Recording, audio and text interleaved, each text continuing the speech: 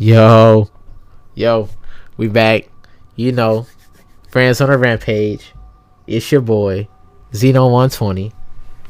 I got my boy, Chris the Hotep here. How y'all beautiful people doing? Sorry about the long break that we took. I had a pair of crabs I had to get. I'm lying my motherfucking ass off. But I hope y'all have a great day, and we're going to have a good show. Okay, craps, right. Then I got my boy Leo in here.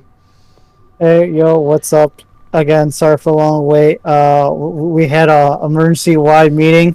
There were some thick girls in the back that really needed to see us. That's facts. Tear them down and knock them. Set them up, knock them down. All right. So today, this time, we doing a versus battle. But we're not doing any regular versus battle where we do like the character versus the character as far as who will win in a fight. We're gonna do more of the series versus the series, right? And this time we're doing Dragon Ball Z versus Naruto and Naruto Shippuden. So we got Naruto. It's about a kid who has a nine-tailed fox spirit inside of him. The whole village don't rock with him. And he want to be the Hokage, which is like basically the leader of the village, right? Right? That's pretty good breakdown. Well, he mostly wants respect, and the person who has respect is the Hokage. Right. Oh, yeah, that's fair. That is what he wants. And yeah, and that's his whole thing. It's being Hokage. All right, Chris, tell us about Dragon Ball. Well, Dragon Ball Okay. is a nice, fun story about 7 wish-granting orbs that summon a dragon. And the main character is Son Goku. And a monkey boy found in the middle of some Chinese forest. It's the mountains, motherfucker. I mean, was there not trees everywhere? Up and whatever. Forests could be in mountains. Mountains, trees, outside. We just started, you bet. Son of a bitch. Yeah. But yeah, and this blue haired chick blue haired chick in the anime, purple haired chick in the manga came with a dragon radar, found Goku, and then they went off on the world adventure to find the Dragon Balls, and that sets up the entire journey for us to see the whole planet. And the main goal is for Goku and Bulma to find the Dragon Ball so she can get her wish, and the series takes off from there. Boom. All right. So, as far as development goes, we're gonna start with Naruto because I feel like Naruto's it's a lot quicker, right, for us to get through, right? Okay. Yeah. So, start off with my boy Naruto Uzumaki, right? He just a kid. He doing pranks and stuff because he wants attention. And then he wants to be the Hokage, so he got to go through Ninja Academy, go from beginning to Chunin. What is the third one? Jonin. Jonin, yeah, there it is, Jonin, and then essentially you go to Hokage, right? Isn't there a fifth one? I don't think so. Unless you're talking it's really not. It's just it's offsets like the Anbu Black Ops and special Jonin, different shit like that. Yeah, where they're it's basically like you specialize in something, so you're like a special Jonin. So if you're like a teacher, then you're like a special Jonin or some shit like that. Like Konohamaru, his master was a special Jonin. All right. I think his name was Ebisu. Never mind. That might have been the wrong name. So anyway, as far as development goes, I think it's pretty solid. He goes from being this childish kid who, in the beginning, he gets tricked into stealing one of the secret ninja scrolls. Yeah, the first Hokage secret ninja scroll. Yeah. Which had all the forbidden jutsus on it, right? And when he got it, he ended up learning one of his most iconic moves, the Shadow Clone Jutsu. Kakiboshi no Jutsu. The multi shadow clone jutsu. My bad, yeah, the multi shadow clone jutsu, right? And he learns it like almost instantly, which is very wild. But the thing about that is you got to have a lot of chakra to use multiple, like to make so many shadow clones, and that kind of foreshadowed like the reasoning why he ended up making like a whole bunch of them, and it kind of foreshadowed like, oh wow, this guy has a lot of chakra to be able to do that. You know what I'm saying? But anyway, does that, and from there he ends up what is his teacher? Iruka Sensei. He ends up getting saved by him, and then saving him from Mizuki. Right? So then he ended up. The fact that you remember Mizuki's name. Yeah. Hey, I ain't gonna lie. The white-haired dude who got bodied. It was only in one episode. Yep, I do remember his name. Yes, I do. I don't know how I remember it, but that's my. Hey, it is what it is. Mizuki, yes sir. He gets bodied by Naruto. But then that's when he ended up graduating from like the Ninja Academy, because he couldn't even make a shadow clone. So then he ends up part of Squad 7, right? You got it's the, I don't know if you know about the rule of 3, where it's like, just like an example. This is not exactly what it is, but it's basically like, it takes the 3 characters, so it's like the smart one, the strong one, and then like the balanced one essentially. So like they were mates in squads of 3 with the one woman character or female in the group, and then you got the males. So Naruto, I don't know. I guess he's supposed to be the strong one. I guess he is. And then you got Sasuke, who was the smart one, and then Sakura. No. Sakura's the smart one. Oh my bad, Sakura's my bad. Sasuke is the middle. He's the middle. He's the smart and the strong. Sasuke's like the talented one. Yeah. Okay. And then you got okay, yeah, you're right. The Smarticles. Y'all got the Smarticles. So he ended up part of their group, right? And then they end up going on a whole bunch of adventures and shit, right? So as far as development goes, right? You got the kid who plays too much, right? He just wants some attention. He gets into like these real life situations where he had to save his teacher. He ends up learning like they like foreshadow a lot of his power within like those little spots and battles, and then how he develops his like relationships with his group mates, and then like the characters around him, right? So you got him,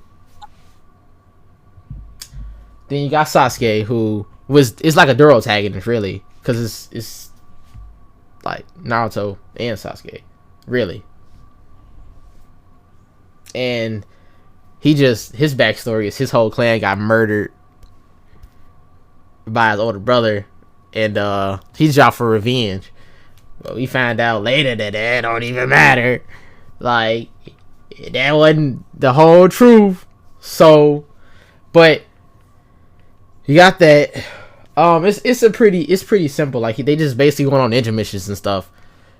Then they do like the exams, the Chunin exams, which that was. I always like the tournament arcs in the anime. I ain't gonna lie.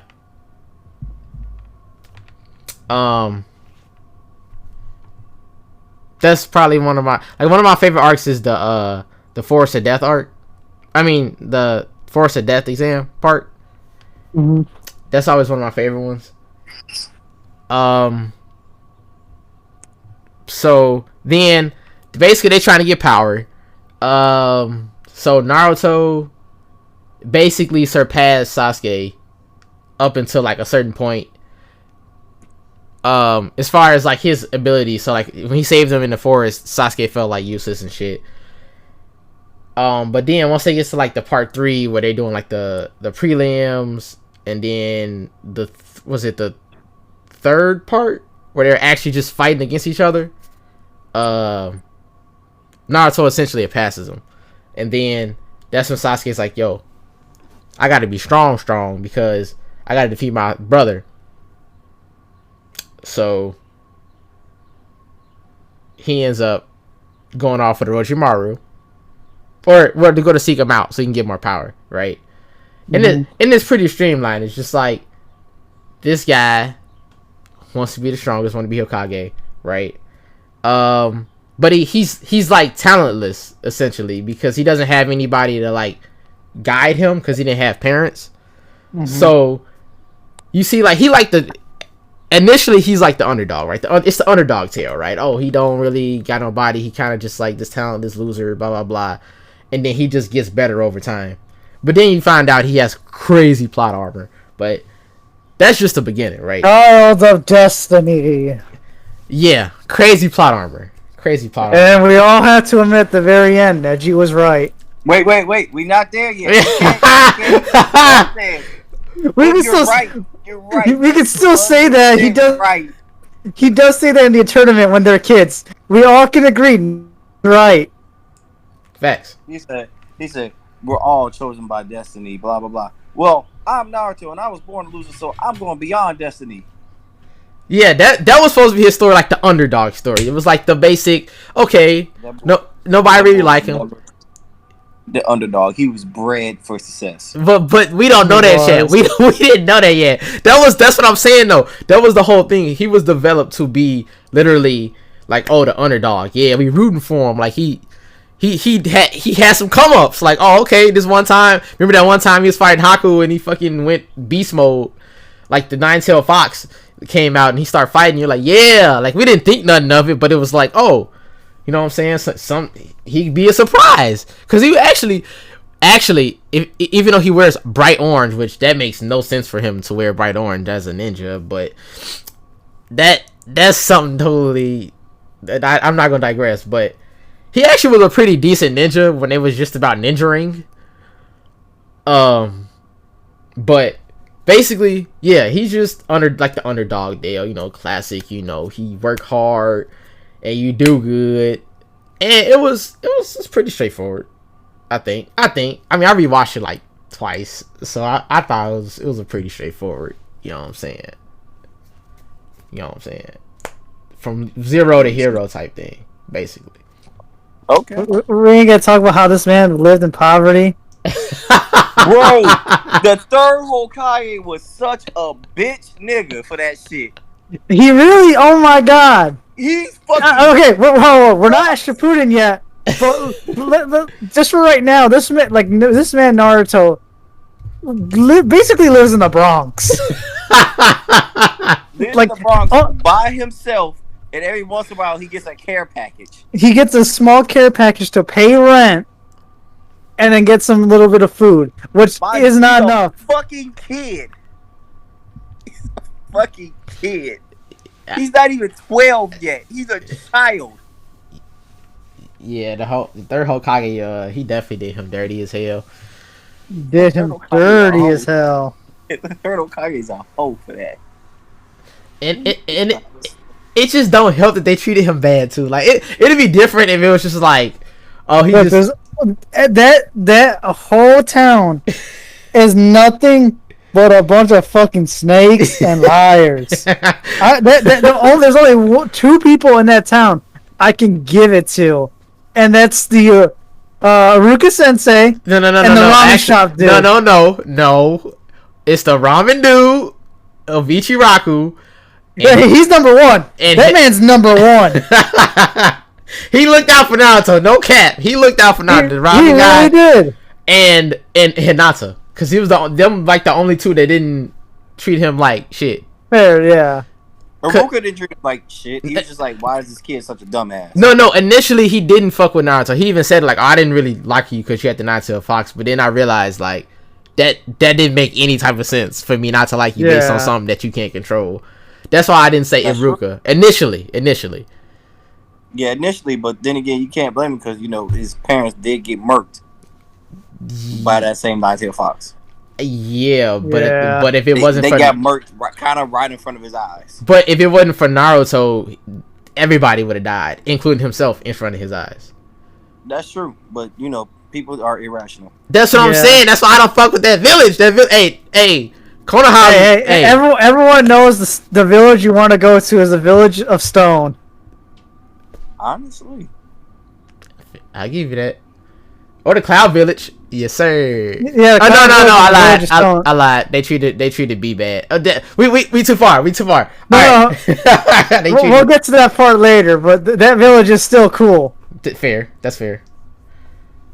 But yeah, I mean, I think it was pretty solid. Like I said, it was just pretty decent. Like nothing too outlandish in my opinion. Like I feel like they were just doing a lot of foreshadowing and stuff. But seeing some of the stuff on like the bridge, like the bridge building arc with like Haku, Zabuza and all that. I'm like, I can see where they coming from. That's pretty decent. They worked on, chakra control, and they showed Kakashi like how has a Sharingan and stuff. So like it wasn't anything too outlandish to the point where it's like, nah. It's pretty good writing. The writing was decent. Decent, yeah. The original Naruto I think was like top tier, like super top tier. So that brings me to Dragon Ball. All right, Chris, I'm gonna let you explain Dragon Ball. All right, like I said before, the first arc we start off with the Monkey Boy in the mountains forest. Leo, and don't remember he fell on his head when he got found by No, that's too far. We don't learn that until Z. What? We don't know that yet. Okay, my bad. Okay, go ahead. So right now he's just a monkey boy who used to live in the forest with grandpa. Grandpa passed away. He thinks his grandpa got stomped to death by a monster. He doesn't know it was him yet, but he told never to go outside during night time. No, it wasn't that. During full moon, right? But yeah, Goku's literally just a kid in the mountains, pure heart. He's just strong as hell, and he does martial arts. And Bulma rolls up on him trying to get a Dragon Ball, hits him with the car, so he beats up the car and she shoots him in the face. This girl's reaction to a kid that she hit with a car was to shoot him in the face. To shoot a kid. Look, man, shoot first, ask questions later. This girl is 14 years old, and Goku's no.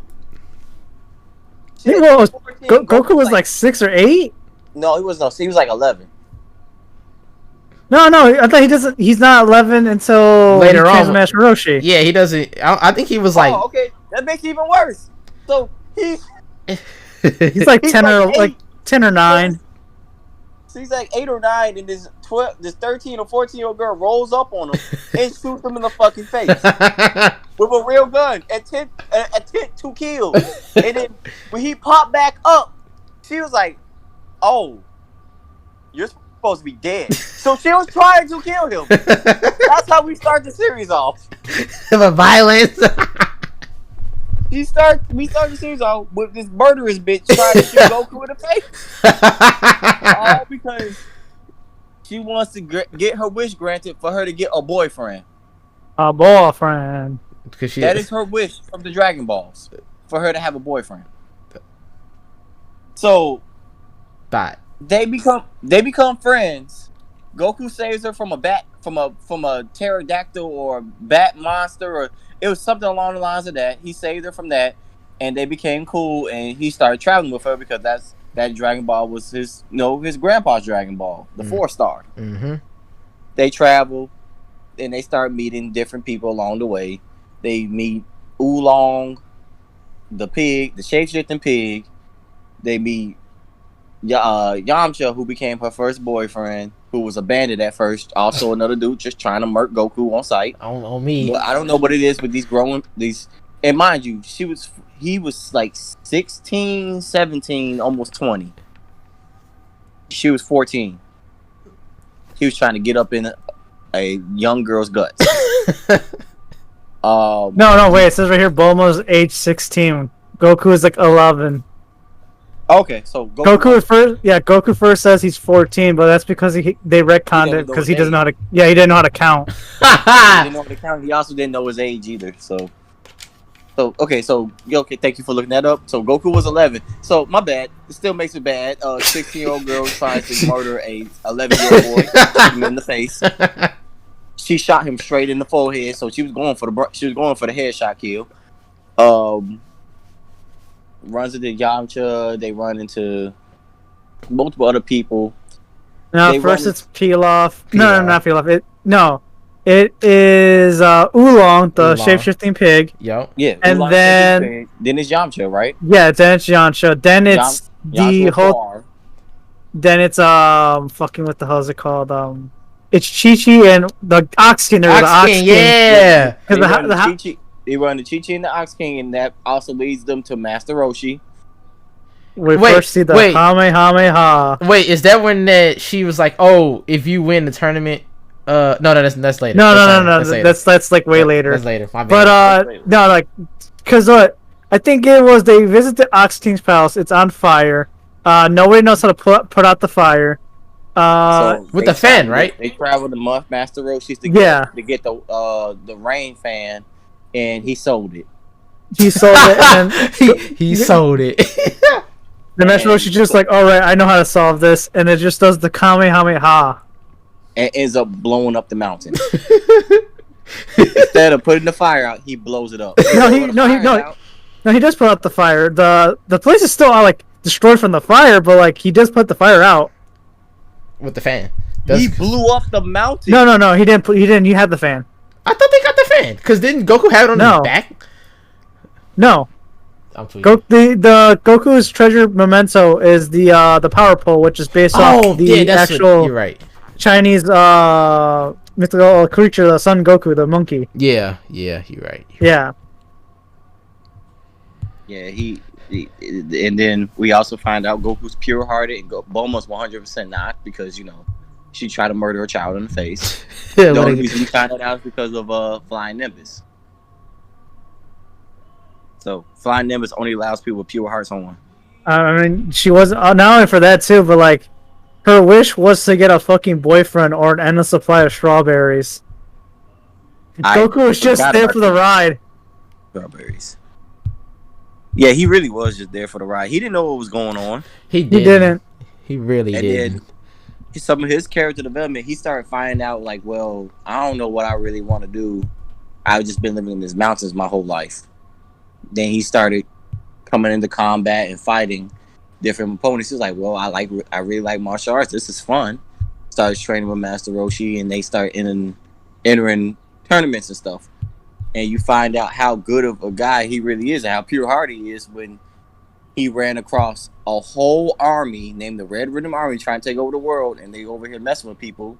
And he's like, well, can't have that. So he's over here fighting an entire army by himself and winning. No. You're skipping a lot of parts right there, my man. I'm skipping some parts, but I haven't seen Dragon Ball in a minute. But I could explain if you want me to. Oh snap! Leo said he gonna take the reins. Wait, I'll take the reins. So okay, first after the whole so they do get the dragon during his first part of the adventure. They summon it. They're able to stop the villain from using the wish to take over the world. And they were able to sneak one character out right away to take the wish, and the wish was for panties. Was that Master Roshi? From Oolong? No, it was Oolong. Yeah. We also forgot that Goku never seen a girl before, so he did slap. Oh yeah, no. So this man never once the only way for him to tell if you're a different sex, he would do something called pat. Which was pet your genitals to tell which one you were. Because he didn't know. Yeah. He honestly didn't know. It was the most purest thing ever. He truly did not know what a woman was. And then after the whole Dragon Balls were done, Bulma's like, well, I had to go back to school. And Yamcha was just like, well, I mean, I'm going to go hang out with this chick because it's more interesting. Goku's just like, well, I might as well go train with Master Roshi. So then he goes to train off of Master Roshi. Then we meet Krillin, which is supposed to be his rival. They hear about the World Martial Arts Tournament, which they want to enter. After the training's done, they go into the first tournament. Overall, Goku and Krillin are just overpowered. Like there's just no contest at this like tournament. Wait, Krillin! You don't have a nose! Let's talk about Krillin's character development because Krillin was a fucking scumbag when he first He came. was. This man was did a not like sleazeball. Goku just for the very fact that Master Roshi was just willing to train Goku for free, while Krillin felt that like he came from a respected monk tribe, gave an offering. Came from the Shaolin Temple. Yeah, and like all this, and where Goku's just like some random kid, and like at the time he was wearing Oolong's overalls. He remember his clothes ripped off when he turned into the Great Ape. So this man is just in overalls asking Master Roshi to train him. Yeah, because he took He was just naked. He was just naked after the Great Ape thing. Yeah, it's like what happened? Hey, Goku was naked a lot. I don't know why. Yeah, he was constantly. There was during the first tournament arc when he fights what the fuck was it? Jackie Chun, which is actually Master Roshi in disguise. Goku turns into the Great Ape, and then when Roshi destroys the moon, he turns back. He's like, "All right, time to resume the fight." And they're like, "Oh, hold on, kid, you do realize you're butt ass naked?" He's like, "Yeah, so." And so Krillin just gives him his spare clothes. Would you fight somebody who was naked? It's like you do realize you're naked. What's that supposed to mean to me? I'm pure. What's that supposed? I don't care. I don't. No, that's not just. Oh my god. He was butt ass naked. He was. He does that a lot. Let's get it in. You ignorant as hell. I wouldn't want to fight nobody naked. After that, the tournament of fighting it and losing to Jackie Chun, he decides that he's going to find his grandfather's lost memento, the 4-star Dragon Ball, and goes off on his journey. During that time, the Red Ribbon Army is advancing, trying to find the Dragon Balls so that their leader, what was his name? I forgot the official dude's name, but I remember his nickname is Red Ribbon. General Red or some shit like that. Yeah, General Red. There we go, General Red. Which is really stupid. His wish was to be taller because this dude was short.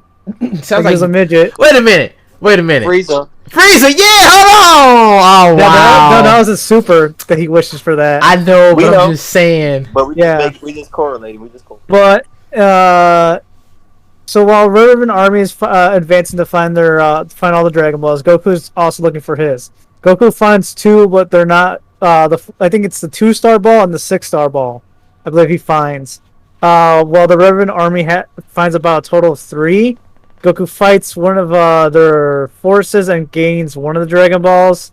Fights Mercenary Tao, someone from the Crane School, the opposite of Goku's Turtle School, and Goku is ultimately defeated. Climbs Korn's tower to get stronger. Korn throws away one of the Dragon Balls that Goku found out into the forest. Goku goes back to retrieve and climbs the tower again. And Korn goes, "Oh, hey, kid, you got up here faster the second time. You must be really stronger now." And Goku just, doesn't realize that this entire point was to train him. That's because he's a kid. Yeah. So, I think it takes Goku a full day to climb the tower the first time. And then it takes Goku the second time a total of, I think, a few hours to climb it up again. Mm-hmm. And Korn's just, really surprised. And then when Mercenary Tao realized he didn't collect the last Dragon Ball from Goku, he goes back to retrieve it, fights Goku again, realizes Goku is, stronger than before. And realizes Goku's not dead because he thought he killed him. Yeah. Tries to fight Goku again. Goku immediately surpasses him. Mercenary Tao's just like, "Alright, how'd you get stronger, kid?" "Oh, I climbed Korn's tower and drank the sacred water." And Mercenary Tao just climbs up there. Goku just like, "Well, I'm pretty sure we'll be fine." Takes a small nap for a whole day, relaxes, eats, and when Mercenary Tao finally comes back going, "Haha, I drank the sacred water," he's just like, "You drank the sacred water for sure, I can feel your power." And still beats his ass. Hands. Then after Goku finds out where all the Dragon Balls are, he goes to the Red Ribbon Army base. Bulma, Yamcha, Master Roshi, Krillin, and Pure, Oolong, and Launch all go there to be like, all right, well, we can't have this kid go fight a whole army by himself. By the time they get there, he already destroyed the entire base. He's Like Goku really just destroyed an entire army base by the time they got there. And everyone is on this ship, like flying towards the base, going like, "Oh God, man, this might be our last and final battle. Some of us might not even come back." And then they finally get there, and Goku's just like, "Oh hey, cool, look guys, I got all the Dragon Balls."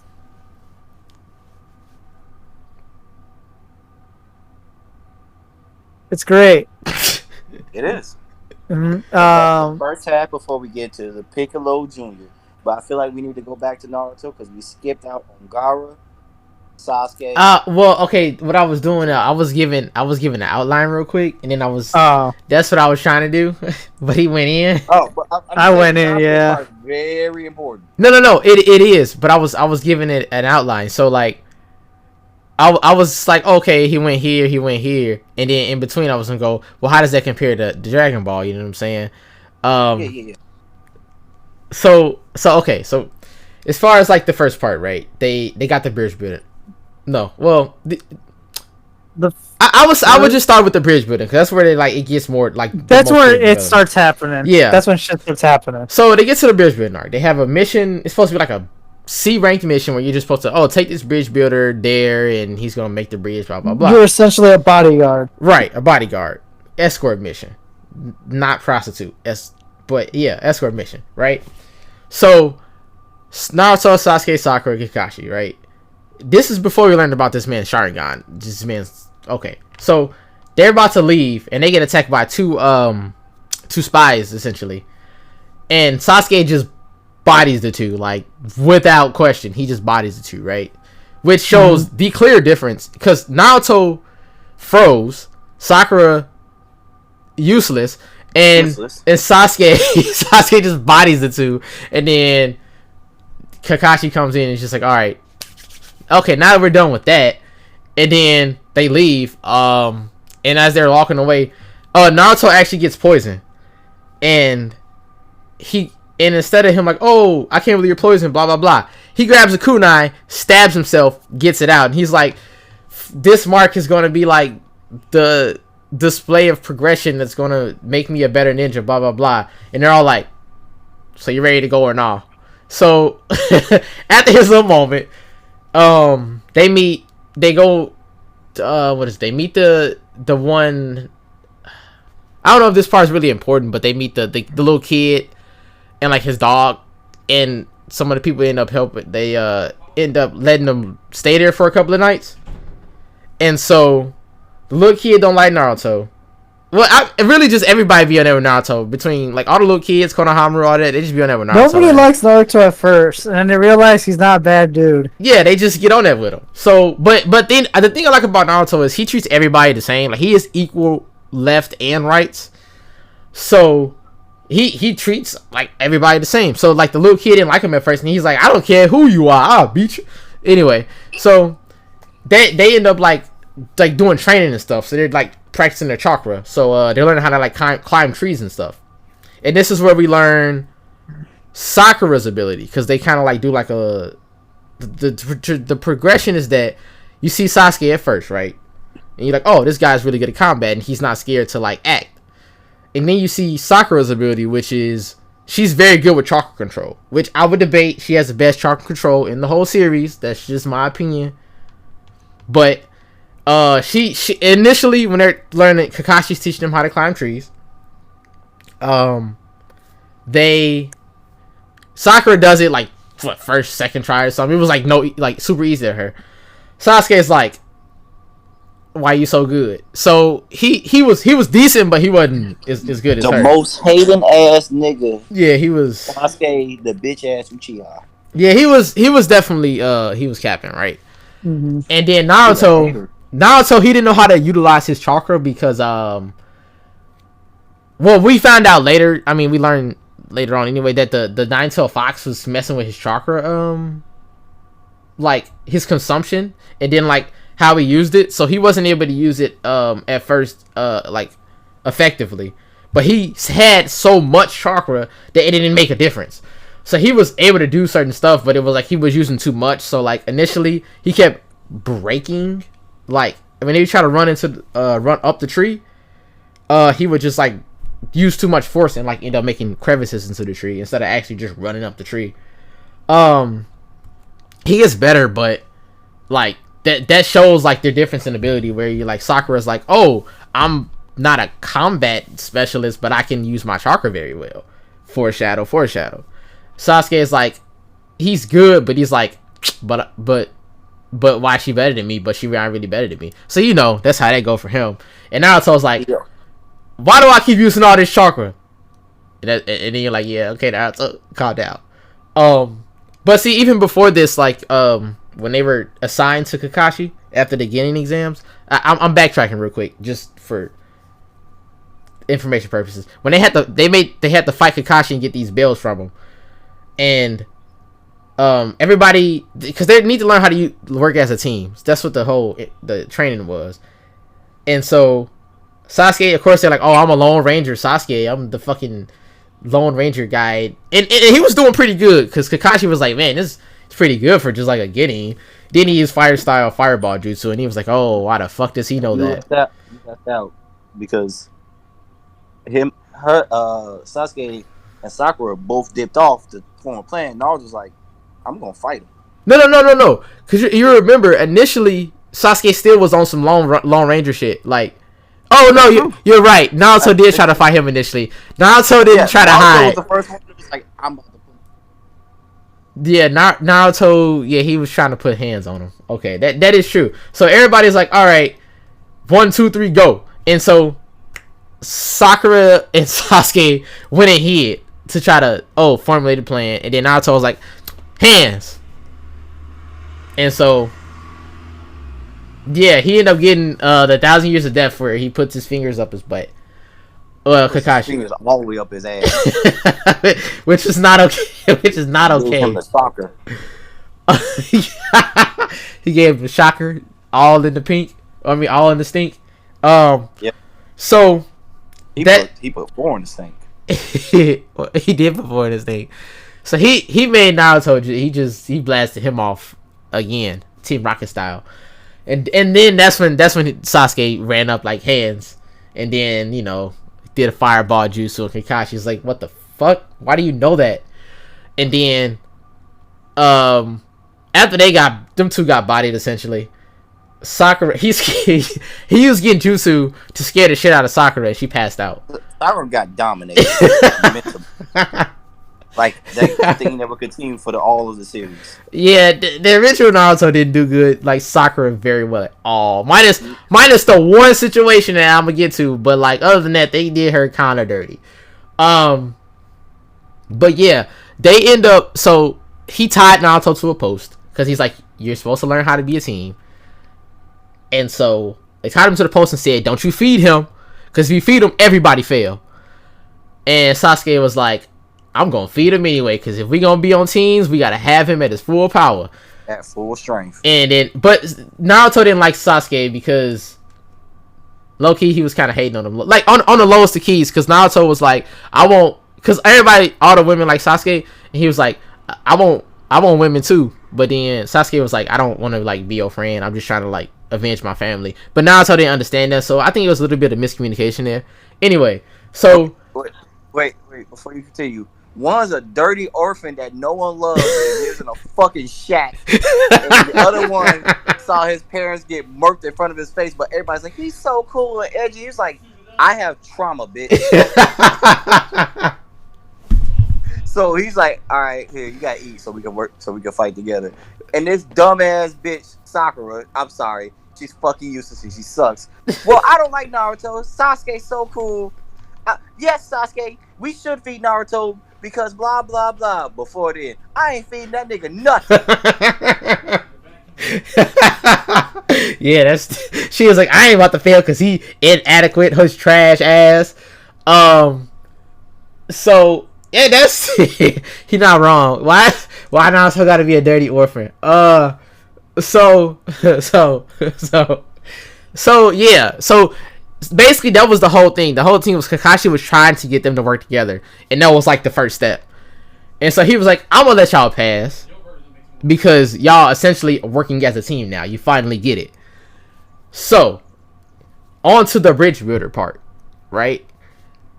When they first meet, well, they met Haku like previously, but Haku was a boy, but he's Naruto met Haku. Everybody else didn't meet Haku. Naruto met Haku, but like the whole thing was Haku was a boy, but he looks like a girl, like very much like a girl. So prettier than Sakura.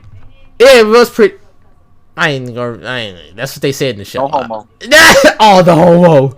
No, yeah. So he was like, "Oh, she's cute. I'm a dude. All right, I'm head out." So that's what happened. Naruto was like, "Oh, she cute. I'm a dude. All right, I'm head out." For a minute. But this is the best. But honestly, this is the best arc because it shows like the characters that they only gonna show through the whole thing. So anyway, he beats up Haku, right? And then they all basically free themselves, only to find out Zabuza was hired by a mobster to kill the bridge builder because it was gonna mess with his business. Kakashi finally gets the upper hand on Zabuza, and he about to fucking thunder blade him. What is it called? Lightning blade. Lightning blade. He's about to kill him. And then Haku was about to let Naruto kill him. He jumps in the way because he loved him some Zabuza.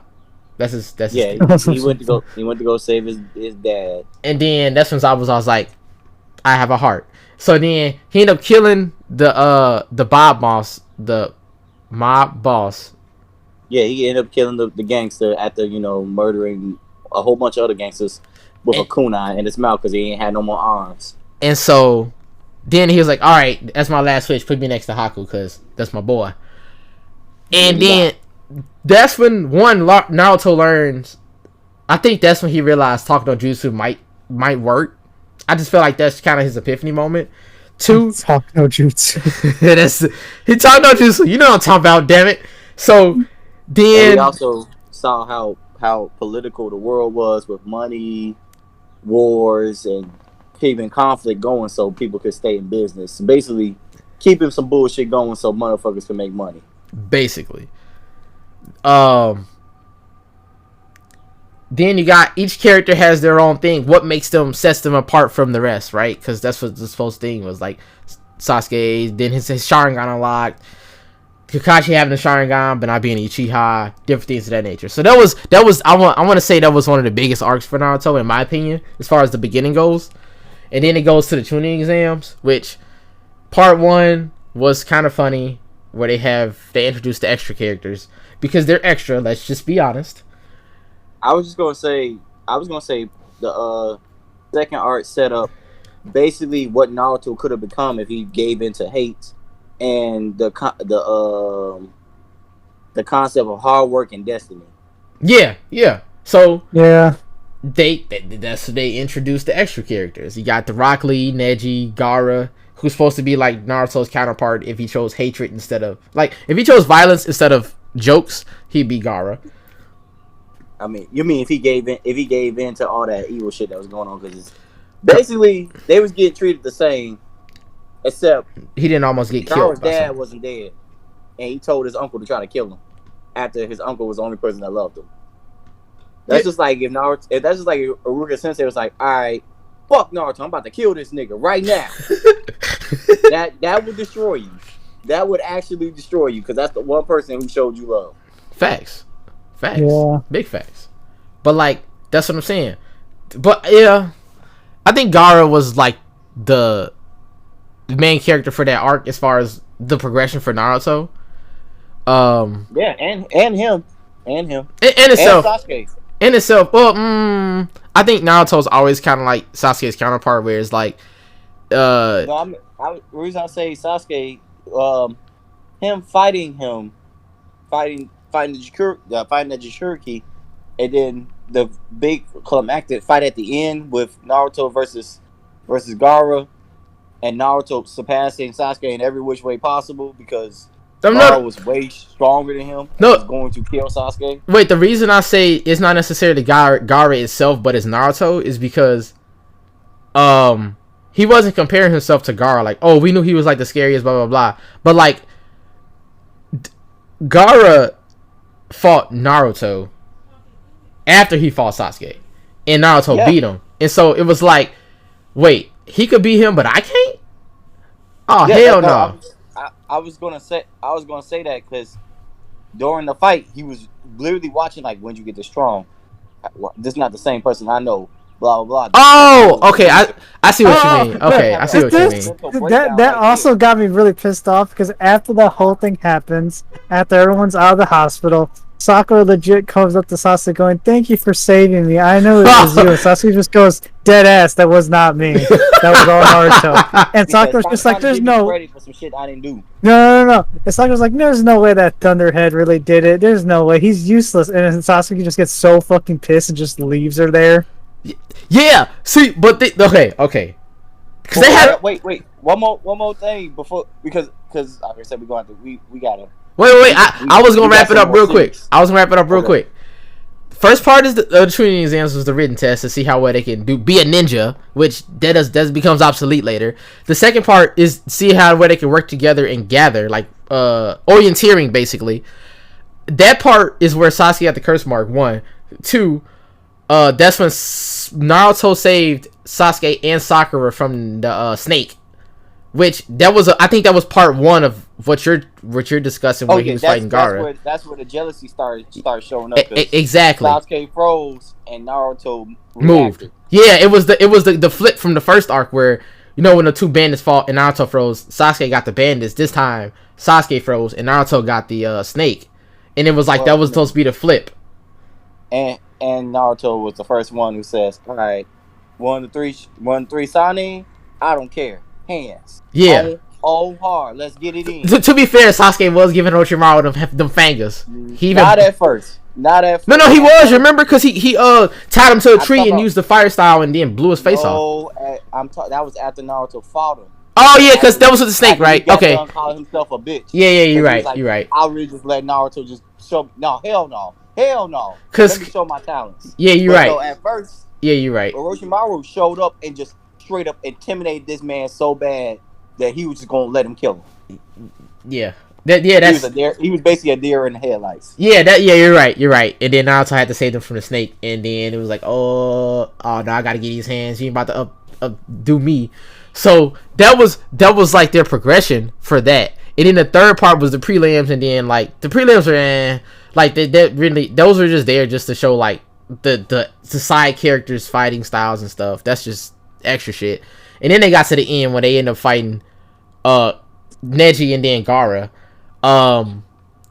And that's when Sasuke fought Gaara, and then he hurt him, and then he freaked the fuck out and turned to a Jinchuriki, and Sasuke was like, shit. And then Naruto was like, I got you, fam. Did the summoning, and then he ended up beating Gaara, right? I know what basically Naruto basically guts his way through it. Basically, yeah, he did. Getting stronger and stronger as that fight was going on, and Sasuke was like, "I would die. What the fuck is going on? I will be killed instantaneously by any of the shit that's going on right now." Facts. And that's what leads into the going to go get the retrieve Sasuke arc, the fifth Hokage arc, the retrieve of Tsunade arc. Yeah. That hatred even increases even more for Naruto. The hatred and the jealousy increase more because he finds out his brother's tracking Naruto. He goes after his brother. His brother don't even not even pay him no attention, not a bit. And then he actually does the thing where he grabs him and pushes him against the wall and go, "You weak as hell, son." And then he was like, and then Genjutsu's him. But notice he ran up and was like, "I want to fight you, Itachi. I don't care about." Did he use the thousand bird chirp? He used the Chidori to go strike Itachi. Itachi just straight up grabbed his hand, was just like, "What the hell is that?" You a bitch. Chokes him out. Chokes him out and puts him in a Genjutsu and leaves him there slobbing. Yep, that's exactly what happened. That was another thing. That was another thing where he's like, I was so weak that I couldn't do nothing to my brother. My brother didn't even pay attention to me. They all it is they want is Naruto. Naruto this, Naruto that. I'm not strong enough. And that weird snake man said he gonna make me stronger. You know what? You know what? I'm gonna leave. And that leads into the first final fight. No. Oh wait, Part one. we missed another part. The part where Sasuke gets out of the hospital, and they fight on top of the roof. I know what you're talking about. I was gonna lead into that. Okay, hold on, wait, my I bad. think we're going too far into this. Shouldn't we be like talking about the comparison development of the characters and all that? Yes. Yeah, I was just focusing on Naruto and Sasuke, and Yeah. we talked about Naruto's development. We didn't get a chance to talk about Sasuke's development and his descent into madness. Yeah, because them are the main. Well, they essentially the main characters. That's where we was going. Yeah, I was just talking about them real quick, and then I was going to branch off back into the different other ones, if that's cool. Okay. That leads into We go to finish with that, or you just want to? No. I was gonna say it leads into Sasuke wanting to go to Orochimaru, so it's the retrieve Sasuke arc. Yeah. So after he gets out the hospital, they fight because he wants to see where he stacks up to Naruto, because he's like, I don't believe you this goddamn strong. And then, and mind you, Sasuke's more talented than him, but Naruto's a fucking brick. Is a fucking shit brick house. He a tank. He a big ass that tank. That nigga's strong. So he out endurances him basically. Yeah. So. And I would debate. Naruto. Oh, by this time Naruto learned the Rasengan, which is another character development thing with him learning the fourth Hokage's technique that he created himself. So he learned the Rasengan, and they was about to collide. It looked like from the opposite on the outside looking in. From the outside, from the shadow look, it looked like Sasuke was stronger, which satisfied him because he put his hand through the metal grate, and the water was coming out, and Naruto touched his headband. Just left a little dent and a little bit of water. He scratched his headband. Because Sasuke said you would never be strong enough to even. No, not yet. That's not there yet. What? No, we talking about on top of the. Oh, what's called? Is that when he slammed on top of his head? Or after that? No, I'm talking about on top of the rooftop. Oh, my bad. I didn't know where you was going. I didn't know where you were. I'm just getting to Sasuke's breaking point. Oh, so, yeah, they end up fighting on the rooftop. Yeah, so Chidori, Rasengan, Kakashi comes in, stops it. The shallow attack was Sasuke's Chidori that left a big hole in that metal. Okay. In the metal thing. So what happened was Naruto touched his, and it left a little circular thing, but you couldn't see all the internal damage, which blew out the back of it. So what you trying to say is that wait. Okay, go. Sasuke thought he was stronger when he left and saw that Naruto had a big ass blown out back part. He said, if he touched me, I would have died. I thought I was stronger than him. And that's when the Sound 4 came, gave him the offer after he beat them up, and then they went Curse Mark 2. He lost again. Basically, Sasuke was sick of losing. And he wanted to get stronger. And then he went ahead and went to the Descending Madness and jumped in the crate. Oh. Okay, I know which part you were wrong. That's what led into the Final Valley and all the other stuff. And all the other fights that happened, I'm not going to speak on them because that had nothing to do with Naruto's character development. But when him and Sasuke fought again, and they were about equal until Naruto powered up, started beating him up. He powered up, got a third Tomo, beat him up, dropped him on his head, basically killing this dude. Yeah, he killed Naruto's ass. And then, basically, he didn't kill him. He hurt him though. He was hurt. He gave that boy a spinal. And they end up fighting. Fox powered him up again, and Sasuke was like, "All right, Curse Mark 2," and it ended with Naruto just wanting to scratch the headband, and Sasuke going for the kill. But the whole time, Sasuke was most definitely 100% trying to kill Naruto the entire time and could not do the job. He couldn't finish the job. He was a bad assassin. He could not do it, which irritated this man. But he realized, he was like, all right, he's still my friend. I'm not about to be strong like how my brother got strong, which is what a lot of people determined. Well, said was the case, which was not the case, because in all honesty, Sasuke didn't have no energy left to try to even attempt to kill him. He had to still get to Orochimaru. So that's part one. That's the character development. The Sasuke in the pursuit of more power and get stronger and going into the darker side of, I gotta be by myself and do this. And Naruto more on the, I got this way because a whole bunch of people helped me get this way, and I need to fight for them, even though they treat me like shit. See, that's true. Okay, so I was gonna go. The Dragon Ball story is vastly more entertaining, is because it's, if I'm not mistaken, it's originally supposed to be more of a comedy, correct? Okay, so I was saying that I really like Dragon Ball, because it's a fighting, like, they doing martial arts and they fighting and stuff, but there's like, it's not to be taken too serious. So yeah. Okay, you threw me off, my bad. That's because it's a parody off of like traditional fighting anime and manga. It's a whole like joke. Right. The techniques they use, the combat style. Right. So I really like that story, and it's pretty simple. It's simple. It's nothing too outrageous. It's a pretty simple story, and it's just like, oh, this is a joke. This is funny. This is cool. I like the fighting. You know what I'm saying? Nothing major. Mm-hmm. That's why it's simple and to the point. So that's why I think one of Dragon Ball is, first off, like, top tier anime, like one of the best. Because it doesn't take yourself too serious. At least Dragon Ball doesn't. And then as far as Naruto goes, it's serious, but it also has its comedic moments, and I think that helps balance it out a little bit. But like I say, it's not too over the top. It's not like they don't throw random curveballs to where things just don't make sense. You know what I'm saying? Yeah. And it's like, oh, kid, grow up. He has a friend. His friend, has all these issues, and they're kind of the same, but not really. And you know what I'm saying? It's nothing major. No curveballs. No continuity errors. Nothing. Just chill. So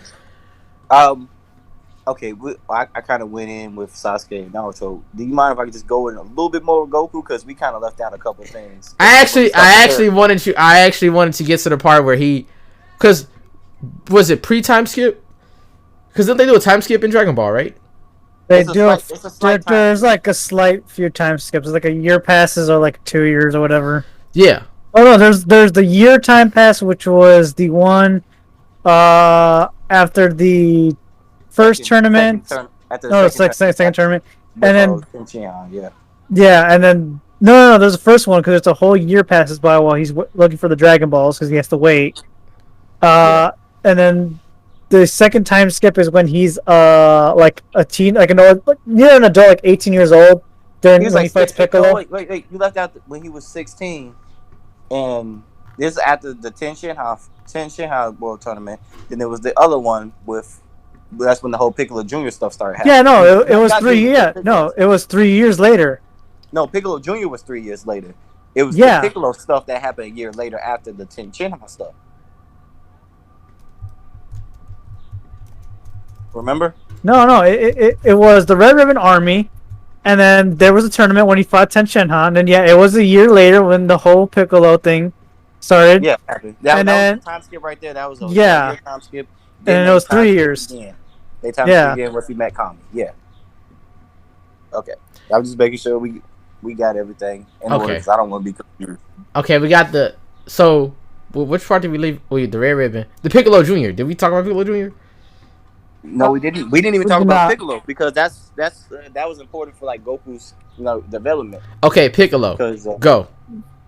For Piccolo Senior, the whole development is that after the second tournament, after they find Ten Shinhan, Krillin is murdered by a stray demon who is grabbing the 4-star Dragon Ball that Goku left behind. In the locker room, Goku chases after the demon, realizes he can't defeat the demon, and is knocked out. Meets be a random fat dude in the wilderness who just eats like a caveman, just hunts giant fish or food and just eats it.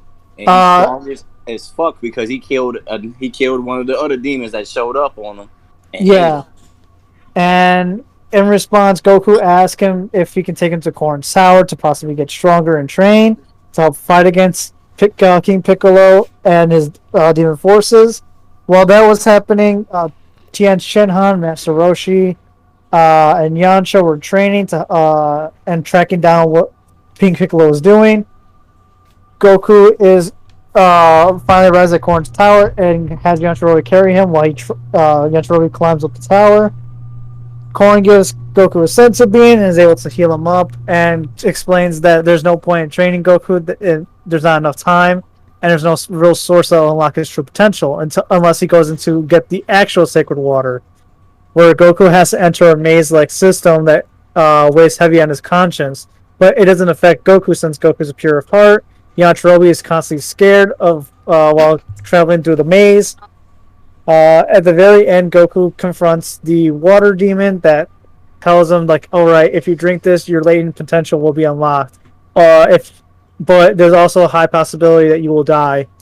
So Goku takes the risk, enters a painful like state, is constantly screaming and like in pain while Yajirobe's freaking the fuck out. While that happens, Ten Shenhan and Master Roshi go fight King Piccolo. King Piccolo is too strong. Master Roshi couldn't perfect the evil containment wave and is ultimately killed by Piccolo. Ten Shenhan decides to take the mantle and learn the evil containment wave and also get strong to fight King Piccolo. Not to mention Chaozu. Chaozu didn't really... No, Chaozu did die. Yeah, that's right. Chaozu did die. Yeah, everyone's favorite martyr. Mm-hmm.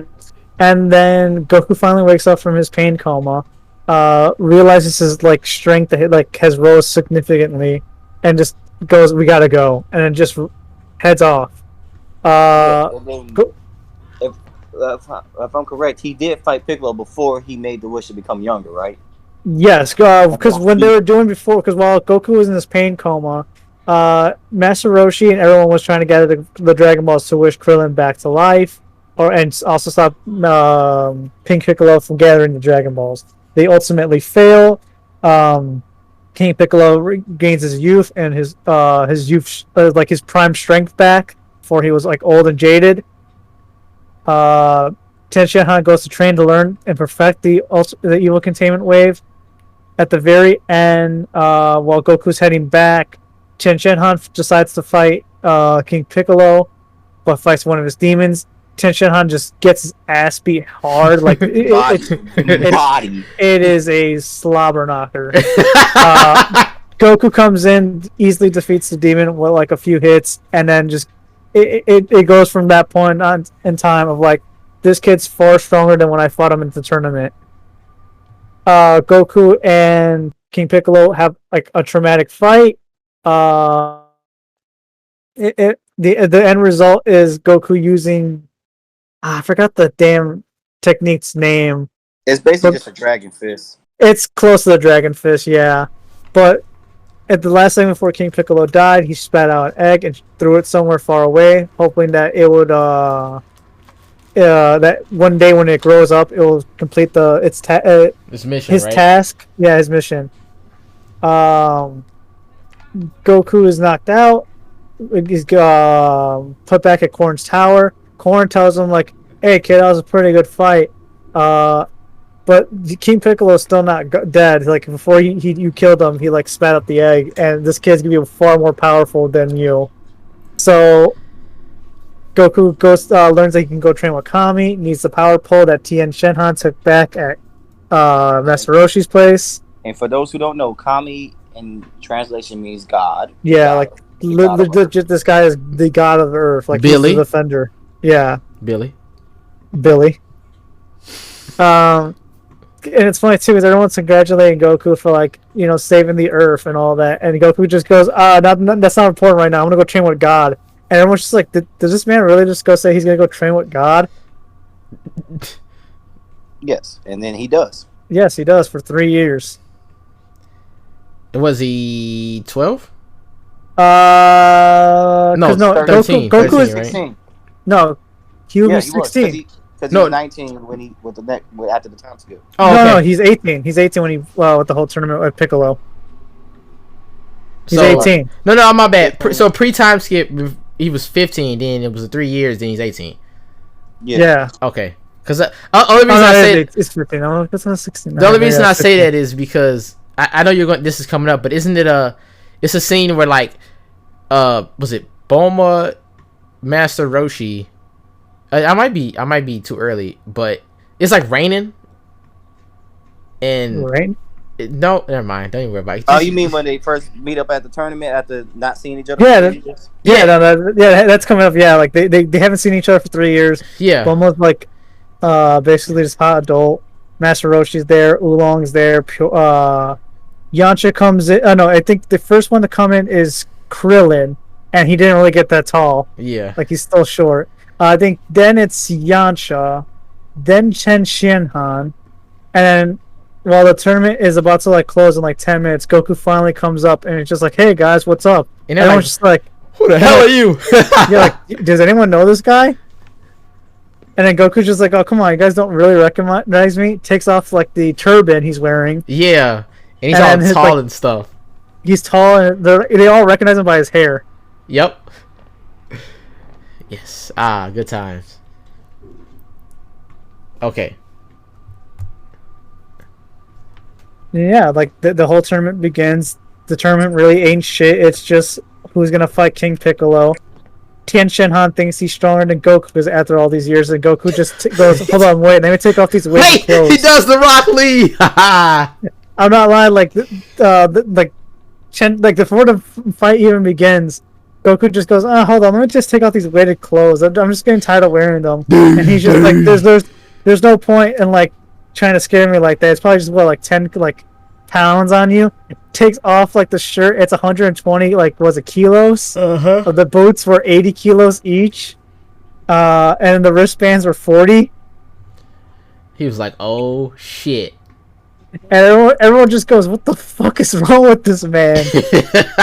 Constant state of training. And then Kami just looks at watches the fight, goes, "Oh, look at him! He's finally taking off those stupid things." Oh, mind you, Kami was pretending to be a weird old dude. Yeah, he was pretending to be just weird old dude that somehow got lucky and drunk and won the tournament. He just took someone's body and just was like, "Hey, I'm just here in disguise, just in case shit goes down." In other words, he was being God. He was being mysterious. Yeah. Goku just easily just shows Ten Shinhan that he's just far stronger now. Let's not wait. 1 second. We also forgot that Chi-Chi told him, he said, "Are you gonna marry me one day?" He said, "Sure thing." No, that's afterwards. Oh, that was after that? No, yeah, remember, it's Tien Shinhan fight first, and then we watch Krillin battle Piccolo Jr. Krillin loses, and then I believe the next fight is with Chi-Chi and Goku, and then that's when Goku's just like, "Wait, what is the fuck was it? What does get married mean? Is that food?" And then Krillin just usually shouts out like, "No, dude, you ask her for her hand in marriage. You're gonna marry her." And then just explains what the process is. And he goes, "Oh yeah, sure. I guess I'll just marry you." All right, cool. What? Yes. Yes. They get married, and Chi-Chi just forfeits the tournament, with granting Goku the win. And then the next fight is Goku versus Piccolo. Body. And that's it. And then, wait, he went. Yeah, no, Goku wins against Piccolo. Does his arm get torn off? Piccolo. No. Piccolo doesn't fight Goku yet. Piccolo fights Kami. Okay. In the drunken dude state. They have the weird alien talk. And then Piccolo easily surpasses Kami, traps him in the evil containment wave, and swallows the bottle. meaning that the only way to save Kami is by literally killing Piccolo and going to the stomach and grabbing the bottle. Hit him with that Mortal Kombat special. Mm-hmm. In the process of fighting, I think Goku shoots a Kamehameha and it does tear off one of Piccolo's arms, but he's able to like grow it back. Yeah. I just like that part because he's just like, I got another one. What? Yeah. And after the whole fight, Goku beats him. Then they was like, "Why don't you?" And then Kami's like, "Kill him." He's like, "No. If I kill him, you're going to die." He said, "I'll be fine. You'll be the next guardian of Earth." I don't want to do that. But I ain't come on for all that. He said, "I don't want to do that." He also showed mercy for the first time because Goku killed motherfuckers. I mean, Goku's always showed mercy. It's just at the very end. It's just like, well, they chose death. Yeah. I mean, Goku doesn't really kill people. He kind of just beats their ass really bad. And he just Goku doesn't really kill that many people. Like, if you actually look at the kill list, Goku doesn't really kill that many people. It's mostly like smaller creatures and animals. But like, Kid Goku killed a whole army. No, he didn't. I mean, to be fair, did he actually like the army, murder the base? Yeah, no, he did not murder them. That's what I'm saying. Like, did he actually like murder these people, or did he just beat their ass to the point of unconsciousness? He beat their ass, and the majority of them were just like, "Fuck this," and just left. Fuck that That's noise. basically what happened. If he's blowing up entire buildings and they're inside and they're regular people, okay, how about die? How like this? He's not intentionally killing people. It's like they happen to be in a building that he's blowing up. No, okay, yeah, but he wasn't just like blowing up buildings, motherfucker. They were shooting rocket launchers at this man. He was dodging. They were blowing up their own building. They were, yeah, that's fair. Kid Goku has a high. He said that's he has a high body count, but it ain't nowhere near like fucking Vegeta's. Vegeta was blowing up planets. Hell yeah, he was. Like when you Goku will never be able to but if you're saying strictly like as up like Goku has a high kill count compared to everyone in Dragon Ball Z, I can't even give it to him. I was saying as he got older, he became more merciful because he was killing a lot of people. But no, I think the difference. I don't know. I feel like the difference is he wasn't doing it on purpose. He wasn't even. I don't even think he was killing people. I honestly don't think so. I think there was a few people who died. He killed the ninja dude. No, he didn't. Yes, he did. No, he did. The ninja dude never died. Yes, he did. I will go back and watch it. I saw him kill him. I just feel like he didn't do it on purpose. Because I remember when he met Hayner during that place, they didn't even kill the final boss, that general dude. It was the demon who swallowed him up. That's true. That wasn't even Goku's fault. Well, I don't know. But I'm just saying. I was saying compared to adult Goku, Kid Goku got a high ass body count. Well, yeah, that's. I don't know. I can't say that, but going on, that's the entire plot. Like the whole plot development of Dragon Ball and Dragon Ball Z is very simple. There's a villain. It's stronger than Goku in any of his current forms. Goku goes off to go train. Wait. Characters get their little sideshow of trying to fight the main villain and get their ass beat. Goku comes back with a new powered up form, kicks the enemy's ass, and we just do it over and over again. Wait. He did that in Dragon Ball? Dude, oh my god, yeah. I didn't see, that form was always there then. He didn't have forms. He just went and trained. Oh, okay, my bad. Yeah. Okay, I see what you're saying. Okay, my bad. Yeah, he basically just trained more. That's basically the whole concept of Dragon Ball. No, no. I think it was the words being used that triggered me. My bad. I take it back. Okay. But it's really noticeable in Dragon Ball Z. But in Dragon Ball, he's just constantly getting stronger. I was to say, did y'all want to just leave it at part one? And just continue for part 2 next episode, because of course this going on pretty long. We still have world building, writing, and characterizations, and which one do you feel is better yet? So fair enough. So sorry folks, we're sticking to part 1. So we'll be back next time in another exciting episode of Dragon Ball Z. Versus Naruto. But how do y'all feel about the individual world building for both of them? Naruto had a better world building. Dragon Ball Z's world building has always just repetitively stayed the same. The The only time it slightly got different was with Future Trunks, but at the very end, it still became the same thing. You know what's funny? I would have to say a little bit differently with their world building, because it's more diverse with the Dragon Ball. Because Dragon Ball's world building brought in a whole demon realm. They brought in the land of the dead. No, they brought the whole land of the dead, and then we end up finding out like later in Dragon Ball Z, it got retconned hard. Yeah, but we're sticking to part one. All right. So they brought in land of the dead, the demon realm. They brought in God. Well, the God of Earth. Oh wait, no. There is one part we did miss out for Goku's development when he fought his grandfather Gohan. After his death, yep. Yeah. Fought him in the undead tournament or something where they were all fighting these zombies. They were fighting to get a fortune teller from Fortune Teller Baba to find out the location the last Dragon Ball was. Oh Goku, yeah. Everyone fought in this small little tournament to get in order to get a fortune from Fortune Teller Baba, I believe it's like $1 million, the equivalent. But instead, Fortune Teller Baba enjoys fighting tournaments and was like, "Hey, if you can defeat my underworld like fighters, I'll grant you like a free like fortune telling." So everyone was like, "Bet we can do it." Everyone participates and gets their ass beat until Goku finally just goes, "All right, my turn," and just wins.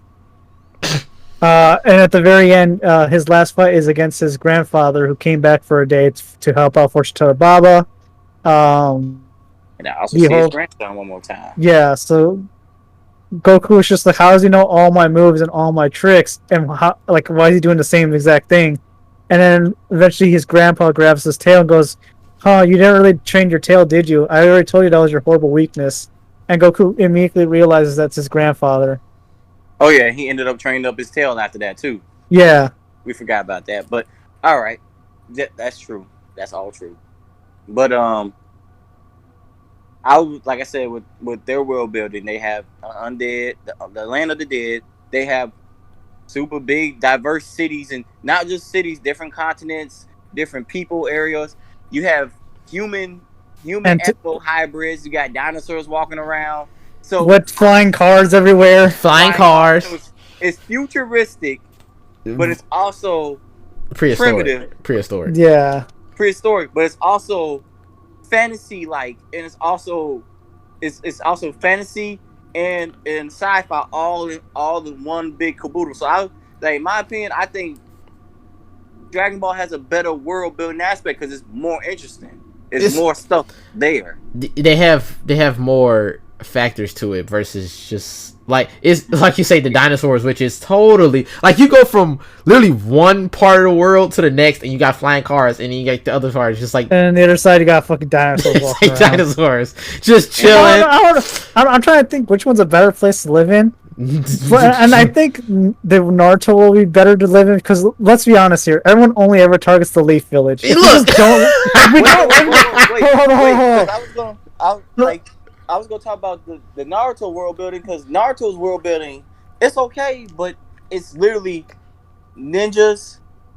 They show some other stuff later on in part 2, but really it's more or less these 4 nations, and we really kind of just stick with Konoha. We do see a little bit of the Sand Village, right? Like we see them, and they're kind of still at war, even though they're not declared war yet. So it's always a hostile ass area. Mm-hmm. And then you see these other little small villages here and there, and then it's just like, all right, it's interesting, but it's more or less kind of like, I would say more feudal Japan, but it's bigger because it's a bigger continent and different lands and stuff, and how the political system works, and it's interesting, but that's more grounded and it's not as diverse as I say the Dragon Ball one. Fair enough. Yeah, but I will say this: in order a better place to live in, I would say the Naruto universe. Let's be honest here; it's only ever Konoha that gets attacked. If we just don't live there, we'll be fine. I'm just gonna go live in the Cloud Village. I ain't got time for nothing else. Exactly. In Dragon Ball Z, there's literally a villain just going, "All right, I'll give you the count of 3. 1 blows up a city. 2 blows up another city. 3." And there goes the planet. I was gonna say, I don't think I want to live in Naruto's world because they always at war. And it's not just Konoha.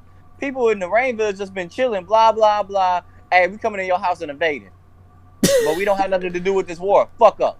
I guess we had the reassurance that the heroes in Dragon Ball Z will bring everyone back to life. I guess there's that. After being a random beef that has nothing to do with you. Imagine in Dragon Ball Z, you're just chilling, like watching TV at your house, and out of nowhere, you're just like, "Why is the sky red?" And just bam, you're dead. Hey, Ice King. Hey, Fred. Back again. Yup. Yup. Yeah, I'm definitely here. I kind of understand that. I don't know. I still wouldn't want to live in Dragon Ball universe though, because I feel like, if you think about it, the androids weren't just going like, they were murking people too. Like they were murking for people. My bad. But that's the fight too. But look, in part one, you had the Red Ribbon Army, and it was just, I want your shit. All right. They a bunch of terrorists. Yeah, they was terrorists blowing shit. Then they had Nazis, which that's wild. They had Hitler on there. Why?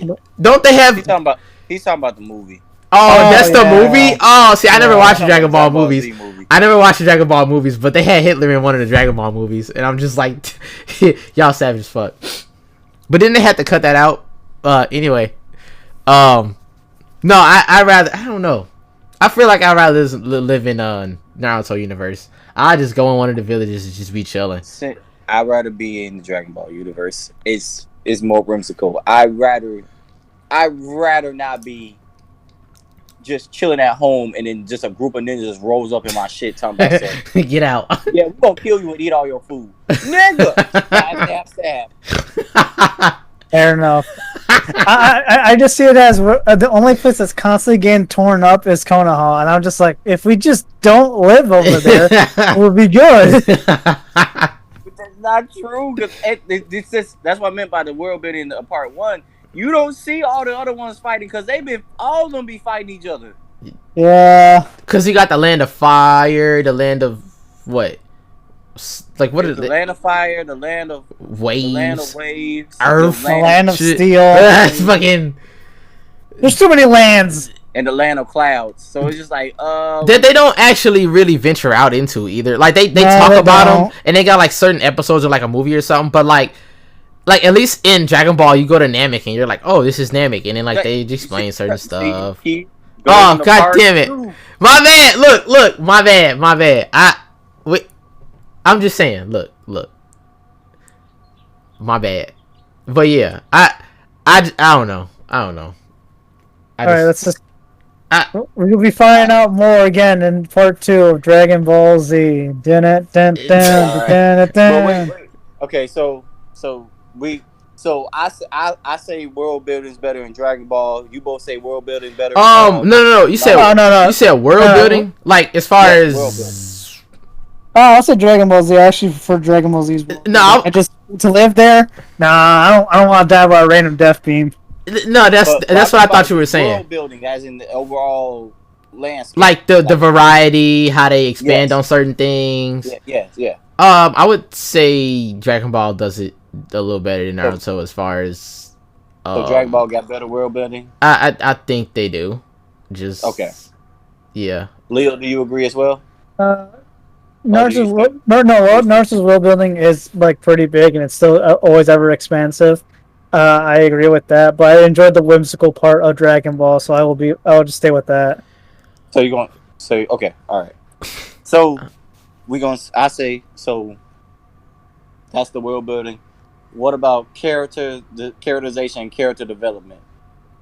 I say, who y'all believe has better character development, either Dragon Ball characters or Naruto characters, by hands down. Majority of Dragon Ball characters are just there to be like, this person's stronger than Goku is. Now Goku's new rival. All right, Goku surpassed them. Like that. That's it.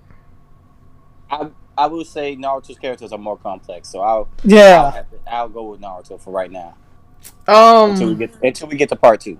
I will give you that as far as because Yeah, as far as no. Well, Dragon Ball, I think they have a little bit more because, since it like as far as it like because it is part one, so they're introducing a lot more. So the characters when they introduce them, they all have their own like move set and No, they have their own moveset, but you could say that about Naruto characters. They have their own moveset as well. I would debate that the main characters are basically just clones.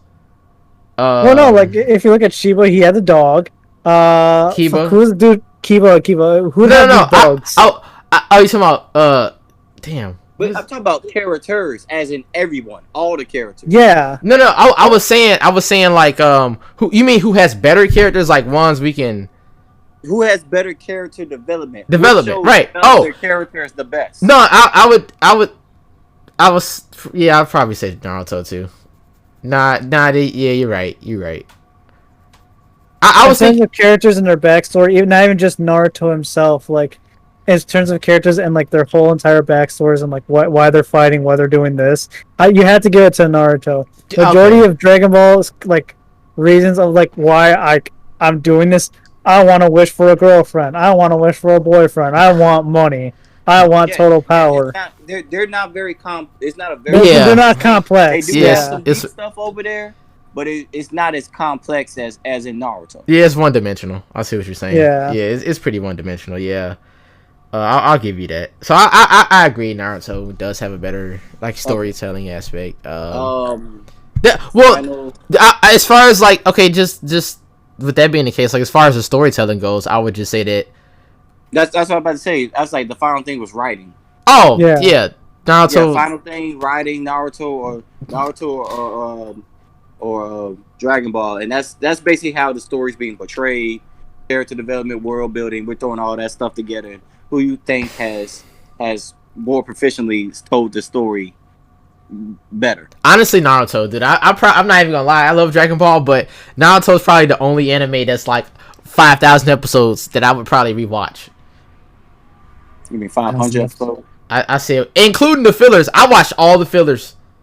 Yes, that's still only 500 episodes. You're a braver man than I am. I cannot go back and watch Dragon Ball fillers. No, not Naruto fillers. I cannot do that. I watched every single episode. Naruto fillers to me are just fucking boring. They are boring. I mean, okay. How do you feel about? I'll even go. I'll just do a couple more intros and outros. Which one do you think has a better intro and outro? I still love to this day the Dragon Ball intro. Which the one? English one too. Oh yeah. Okay. I do, but I love it too. But Naruto had more.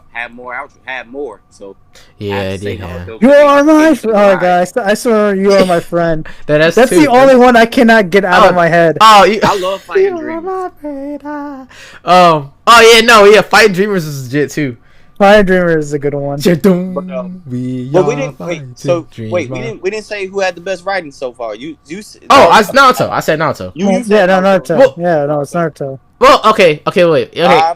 I'm it's different with mine because if you want something simple, go Dragon Ball. If you want something like a little bit like more meat on your plate, then go to Naruto.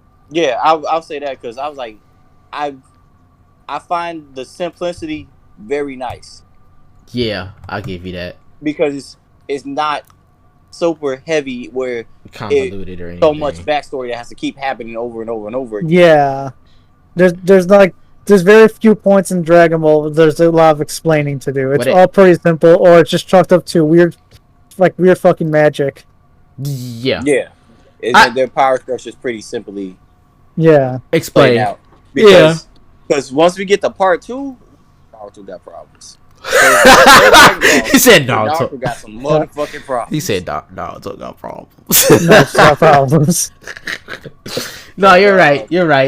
Because I put them about equal when it comes to writing. I like it better when Goku's a kid because it's so random and it's just like what's happening. I don't know, but I love it. Why is he naked? Yes. All right. Alright. He's a kid. That's why. Yeah. Fact, there's a scene where everyone's just like there's random people just like out fishing on the pond, just like, oh hey Ted, like how's your day? And you just see Goku come out of, like the fucking farm With like a big ass fish. with a giant fish, butt ass naked. Like he's like, hi guys. It's like, yo, naked boy with a fish. No, so did you guys read the Dragon Ball manga? Yeah, What about the Naruto manga? yeah. I didn't read neither one of them. Oh, I read a few the Dragon Ball manga. I do like how Dragon Ball has one where Goku Kamehamehas and he breaks the panel. That's like, Yeah. There's a lot of like gimmicks in the manga that like if him just breaking like a panel, or like if he punches an enemy so hard they're sent flying. They're sent flying to a different panel. yeah. Oh yeah, that I gotta give it to him on that one. So as far as let's say manga goes, what do you say? Oh, I love the Dragon Ball manga. Hard. Okay, I'll give you that. All right, and for the final thing, enjoyment wise, which one did you find? Dragon Ball. Enjoyment more? Dragon Ball. Damn. Did I enjoy like just generally like if I want to go Just watch enjoyment, as in you could sit down and just have a good time. Oh damn. All right. I'm gonna say Naruto, but only by like the size of a grain of rice. That's how large the gap is. You know what I'm saying?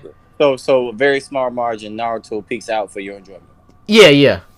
Okay, I had to say, enjoyment wise, my go to is Dragon Ball, but I truly do enjoy Naruto as well. So that's all the points. So There we go. We got through. Any closing statements, boys? Believe it. Anything you got to say, Leo? No, that's it. I'm good. My closing statement is, just go out, have a good time, and enjoy what you watch, and enjoy yourselves. There's no reason that we have to have toxic Communities. Or fandoms gatekeeping. and communities, because if you like it and you enjoy it, then that's fine. No one else has the right to take that away from you. Damn straight. Well, I'm straight. And we out.